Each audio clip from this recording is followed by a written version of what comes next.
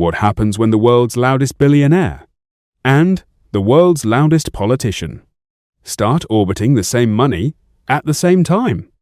No, this isn't a debate stage. And it's definitely not a boxing ring. It's something quieter, bigger, and far more expensive. Because right now, in 2026, one question keeps resurfacing. Are Elon Musk and Donald Trump actually competing for money? Not directly. Not with contracts signed in the same room, but through something more powerful than cash. Influence, attention, control over belief. This isn't about tweets or insults. It's about who shapes the flow of money in the next decade. So stay with me, because once you see the system, you can't unsee the fight. Act 1. Two very different money stories. Let's start with Elon Musk. Elon doesn't earn money the traditional way. He builds gravity wells, electric vehicles, private rockets, satellites wrapping the planet, artificial intelligence, a social media platform that now positions itself as a public square. Elon's wealth isn't cash-heavy. It lives in stock prices, which means his real asset isn't factories or code. It's belief. Belief that Tesla defines transportation. Belief that SpaceX controls space infrastructure. Belief that X shapes conversation. When belief rises, markets follow. When belief shakes, billions evaporate. Now contrast that with Donald Trump. Trump's money machine runs on a completely different fuel. Attention, loyalty, relevance, real estate branding, media deals, political donations, merchandise, fundraising tied directly to outrage and identity. Trump doesn't sell innovation. He sells himself as a symbol. Every headline keeps the machine alive. Every controversy converts emotion into cash.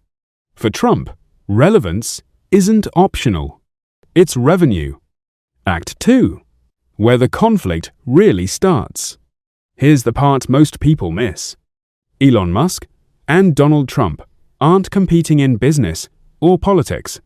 They're competing in attention economics. There is a limited supply of media focus, public trust, investor confidence, cultural dominance.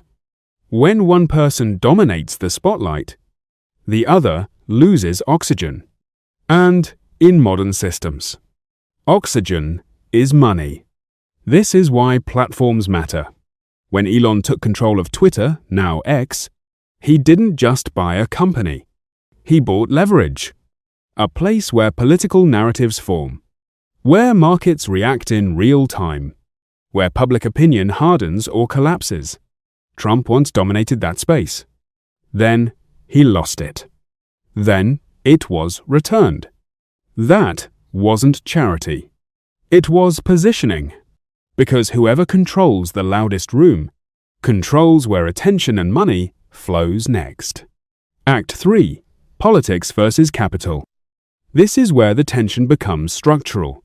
Trump represents state power, government budgets, regulations, trade rules, subsidies, contracts.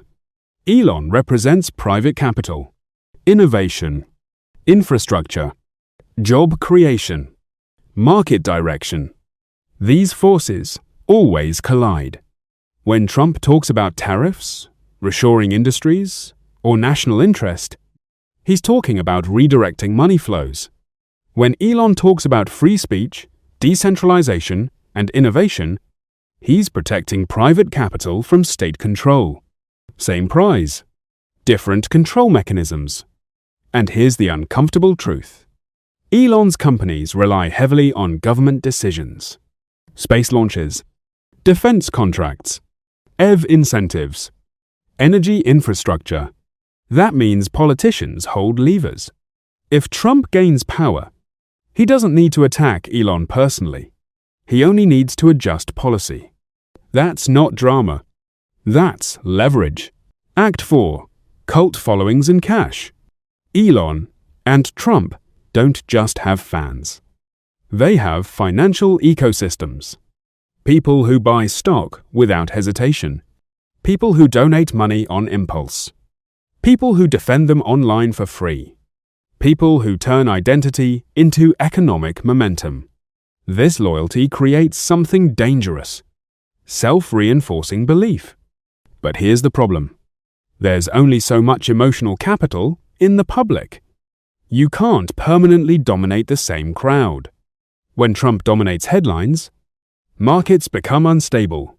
When Elon dominates headlines, political narratives lose control. So yes, they are indirectly competing over where belief settles next. And belief decides where money moves. Act 5. War. Or temporary alliance. Sometimes they align. Distrust of traditional media. Anti-establishment language. Free speech framing. But alliances built on money never last. The moment incentives diverge, alignment turns into friction. If Trump pushes state power too far, capital pushes back.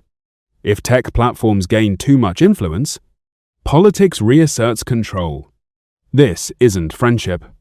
It's strategy. Conclusion: the real winner. So are Elon Musk and Donald Trump fighting for money. Not directly. They're fighting for control over systems that create money, attention, narratives, institutions, belief. And while they compete, markets move, stocks swing, voters decide, investors reposition. The real winner won't be the loudest person. It will be whoever controls belief at scale. Because, in the modern economy, belief is the most valuable currency on Earth. And the scariest part? Most people don't realize. Their attention is what's funding the entire fight. Last story: the invisible auction. Let me end this with a short story. Imagine a crowded auction room. No paintings on the wall. No cars. No real estate. Just one item on sale: belief. On one side of the room, Elon Musk stands quietly. He doesn't shout. He points to charts, prototypes, futures that don't exist yet. Investors nod. Money leans forward. On the other side, Donald Trump works the crowd. He knows their fears, their anger, their pride. Every reaction raises the bid. The auctioneer never announces prices because the currency isn't dollars. It's attention. Every tweet is a bid. Every headline is a raise. Every viral moment pushes the number higher. And the crowd? They think they're just watching. They don't realize they're the ones paying. Because every view, every share, every emotional reaction adds value to the item on the stage. By the time the auction ends, no one remembers who started bidding. They only remember who controls belief. And that's the real war. Not between two men, but over who gets to decide what the future feels like before it even arrives.